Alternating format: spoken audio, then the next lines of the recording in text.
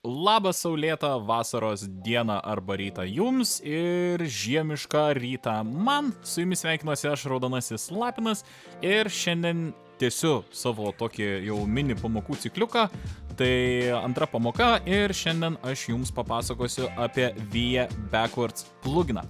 Tai papasakosiu šiek tiek, ką tas pluginas daro. Ir, kokios yra to plugino limitacijos, kaip jis kartu veikia su VIA Version pluginu ir, tiesiog parodysiu, kaip jį susikonfigūruoti, užsiblokuoti tam tikras versijas ir panašiai. Tai prieš pradedant pamoką, paprašysiu, kad paspaustum mygtuką patinka, jeigu tau pamoka patiks. O dabar keliaujam mokytis, keliaujam. Taigi, tai kas yra tas VIA Backwards pluginas? Tai šis pluginas leidžia mums jungtis į serverį su senesnėmis versijomis. Reiškia, jeigu mes turim, tarkim, serverį, kaip aš turiu 1.21 versijoje, o turime žaidėjų, kurie labai mėgsta ten, sakykime, 1.19, ten kokie .3 versiją ir sako, ne, čia yra ta versija, su kuria Minecraftas buvo įdomus, kurią aš ir žaisiu ir čia pridėjo visokių nesąmonių, man nepatinka, aš noriu žaisti su senesne versija. Tai VIA Backwards padaro būtent tai, kad gali jungtis žaidėjai net su tokio senumo versija kaip 1.10. Kas vis dar žaidžia 1.10 versiją, aš neįsivaizduoju, bet, tai galima padaryti. Bet visas šitas dalykas ateina su viena tokia didelė limitacija. Jeigu jūsų žaidėjas jungiasi į, tarkim, 1.21 serverį su 1.10 versija, įvyksta tai, kad serveris, yra žymiai protingesnis ir žino daug naujesnių ir paslaptingų blokų, kurių nežino žaidėjo žaidimas. Kas reiškia, kad pavyzdžiui, jeigu vėlgi turiu serverį su 1.21 versija, o jungiuosi, ten dega kažkas, o jungiuosi su 1.10 versija kaip žaidėjas, įvyksta visiškai kita pasaulio generacija ir serveris generuoja, tokius didelius visokius ten urvus ir pati generacija yra gerokai žemiau nulio. Kaip sakant, jeigu atsidarysite koordinates, kuriuo aš čia dabar neatsidarau. Kai matote, mes dabar esam ant 99 bloko ir galime kastis žemai ir dar toli gražu galbūt net ir žemiau nulio. Kaip matote, ant 50 bloko mes pasiekėm tik tais anglį. Tai visose versijose žemiau 1.17 versijos, kuomet pasikeitė urvų ir apskritai pasaulio generavimas, štai čia jau būtų tas vadinamas bedrokas. Ir po šito bloko jau mes kristume žemyn. Kas reiškia, kad kiekvieno žaidėjo su žemesnė negu 1.17 versija, štai čia ir pasibaigia visas, tyrinėjimas ir paprasčiausiai žaidimas tiesiog nebemato, kas yra ten žemiau. Ir, nebegali, sakykime, galbūt pasiekti šito vario. Kitas dalykas, žinoma, yra blokai. Tai vėlgi, jeigu mes esame ten 1.21 versijoje, kurioje yra nederitiniai daiktai, tai, tarkim, jeigu žaidėjas prisijungtų su kokia 1.12 versija, kur ten tokiais daiktais dar net nekvepėjo, ką padaro šitas VIA Backwards pluginas, tai tiesiog pakeičia, daikto pavadinimą. Vadinasi, jeigu jūs su savo draugu susitikot, jūs esat toj naujesniai versijai, draugas turi tą senesnę versiją ir jūs, pavyzdžiui, savo draugui išmetat, nederitinius šarvus, tai draugas gaus tiesiog deimantinius šarvus su pavadinimu nederitiniai šarvai. Tai vėlgi, reikia, kaip sakant, įsirašant šitą pluginą ir, tiesiog galvojant apie žaidėjų smagumą, apie įdomumą žaisti, tiesiog, sukurti tam tikras limitacijas ir, uždrausti jungtis iki tam tikros versijos. Kaip pavyzdžiui, aš visai norėčiau, kad žaidėjai visi galėtų, tiesiog mėgautis žaidimu, galėti tyrinėti. Ir jeigu mano serveris yra 1.21 versijoje, aš privalau limituoti visas versijas žemiau 1.17 versijos, kuomet pasikeitė visas tas pasaulio generavimas. tam, kad tiesiog, žaidėjai galėtų būti pilnaverčiai ir galėtų ten kasti deimantus, juos rasti, tyrinėti visokius požymius ir panašiai, kad viskas būtų sąžininga. Na, o dabar, kai jau suprantate, kaip veikia šitas pluginas, kaip jis pakeičia tas visas tekstūras ir, esate atsakingi už savo žaidėjų smagumą ir įdomumą žaisti, galime keliauti prie plugino įrašymo proceso ir tiesiog pasižiūrėti, kaip viską įrašyti ir limituoti versijas. Keliaujam. Gerai, tai turbūt jau matėt mano praeitą pamoką, jeigu nematėt, tai nenustebkit, kad čia jau yra vienas pluginas, tai būtent čia aš ant darbalaukio jau turiu išsikėlęs VIA version. Norint, kad VIA Backwards veiktų, taip pat reikia VIA version plugino, tai labai rekomenduoju pasižiūrėti tą pamoką, jinai bus palikta aprašyme. Na, o dabar, jeigu dar neturite to plugino, tai tiesiog galite parašyti internetą download VIA version ir štai išmes tokį puslapį, paspausit čia, atsisiųsit ir irgi lygiai taip pat išsikelsit ant darbalaukio. Na, o grandiozinis pluginas, apie kurį yra šita pamoka, yra būtent VIA Backwards. Tai irgi, kaip matot, lygiai toks pats puslapis, Spigot.mc. Tai irgi tiesiog spaudžiam čia ir turėtų mus įkelti į štai tokį puslapį. Tuomet pasižiūrim, kad būtų release. Galim čia net snapshotus išjungti, nes mums aktualu tik tai release. Pasižiūrim naujausią release, spaudžiam čia. Ir, kaip matot, yra download ir velocity ir paper varikliukai. Jeigu serverį turite Red Fox Cloud'e ir įsirašę iš Red Fox Cloud instaliacijų skilties, tai turėsite paper varikliuką. Tai tiesiog paspaudė čia ir turėtų išlysti atsisiuntimas. Kaip matot, aš jau atsisiunčiau, tai greitai nusikelsiu ant darbalaukio. Ir štai jau abu pluginai yra ant mano darbalaukio. Ką jau dabar padariau, tai atsidariau WinSCP, tai FTP programą. Jeigu nežinote, kaip ją naudotis arba kaip prisijungti prie savo Red Fox Cloud serverio failų, tai taip pat yra pamoka, rekomenduoju labai pažiūrėti ją, jinai bus taip pat palikta aprašyme.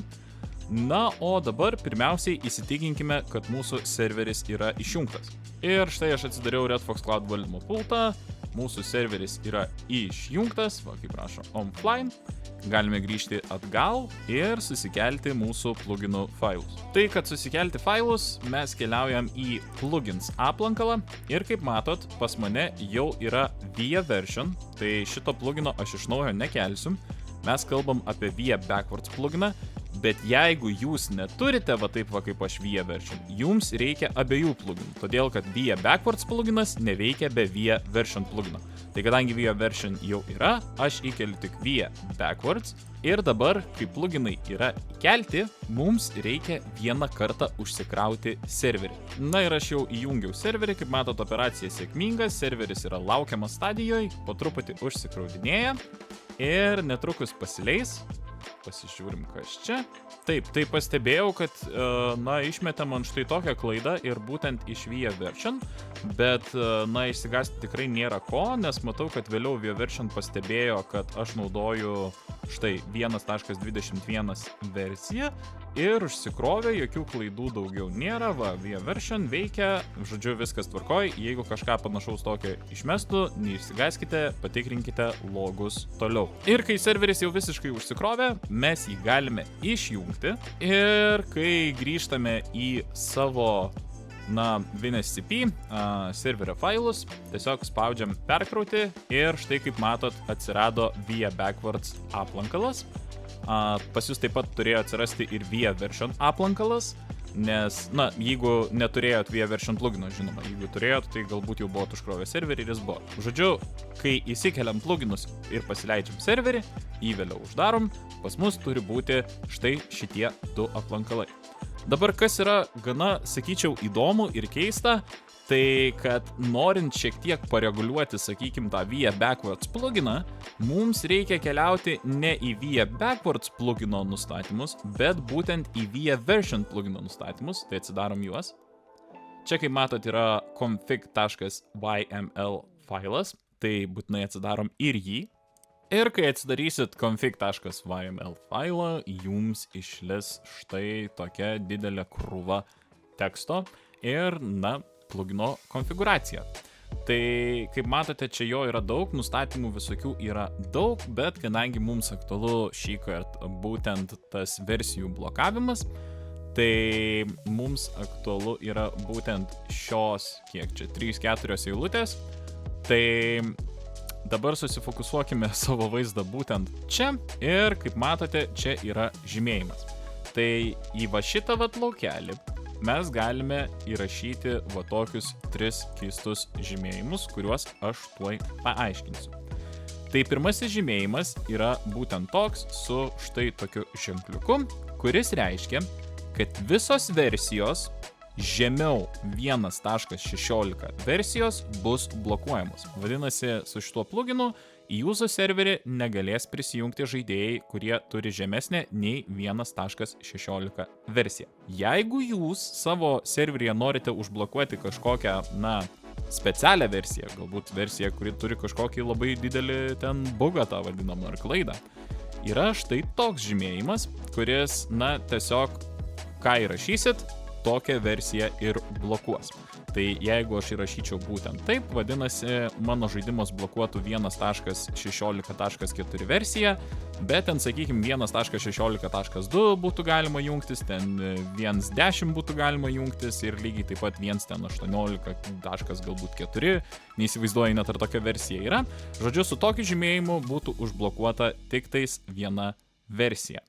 Na ir paskutinis žymėjimas, tai būtent toks žymėjimas ir su štai tokiu ženkliuku, kuris reiškia, kad visos versijos aukščiau būtent šitos pažymėtos versijos taip pat bus blokuojamos. Kadangi, aukštesnių versijų aš blokuoti nenoriu, aš noriu užblokuoti žemesnės versijas dėl būtent tų priežasčių, kurias aš, visai neseniai paaiškinau. Tai man reikia būtent tokio žymėjimo, kurį aš tiesiog čia nusikopijuoju su Ctrl+C komanda ir štai į šituos skliaustus įrašau ir tik tais pakeisiu į 1.17, būtent dėl to, kad 1.17 versijai pasikeitė pasaulio generavimas ir, tokiu atveju, kadangi mūsų serveris yra 1.21 versijos, kaip ir minėjau, žaidėjai, kurie žaistų ant žemesnės versijos, tiesiog turėtų žiauriai nesmagų žaidimą ir nerastų nei deimantų, kažin ar iš vis rastų irono, to vadinamo geležies berods, ne? Tai va. Tai aš pažymiu šitą, kai viską sužymėjau, tiesiog spaudžiu išsaugoti ir viskas. Čia mūsų darbas baigtas, galime uždaryti. Grįžtame į mūsų Red Fox Cloud valdymo pultą, galime įjungti serverį ir palaukti, kol šis užsikraus.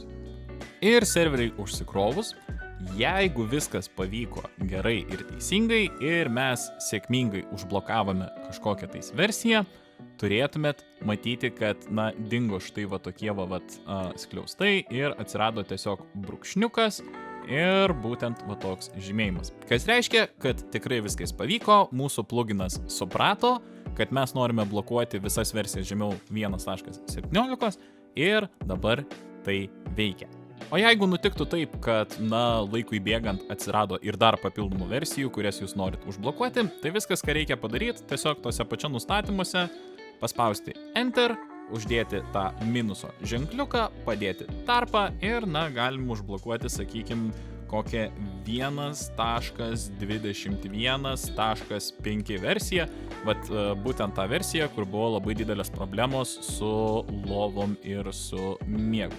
Ir viskas vėl išsaugojom ir viskas. Šios, kaip pasakyti, ne 2 versijos, bet štai šita versija ir visos versijos žemiau 1.17 yra užblokuotos. Belieka tik perkrauti serverį.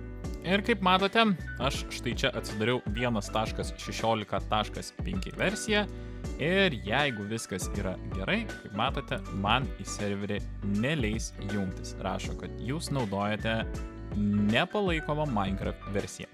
Tuo tarpu 1.19.4 versija, jeigu viskas gerai, kaip matote, paleidžia mus į mūsų serverį ir mes galime žaisti, nors mūsų serveris iš tikro veikia ant 1.21 versijos. Tai šitai paprastai ir nesunku yra sugeneruoti VIA Backwards pluginą kartu su VIA Versions pluginu, kurį aš įrašinėjau praeitoje pamokoje, tai tikiuosi matei, ir leisti žaidėjams žaisti su senesnėmis Minecraft versijomis, jeigu dėl kažkokių priežasčių jie tą nori padaryti.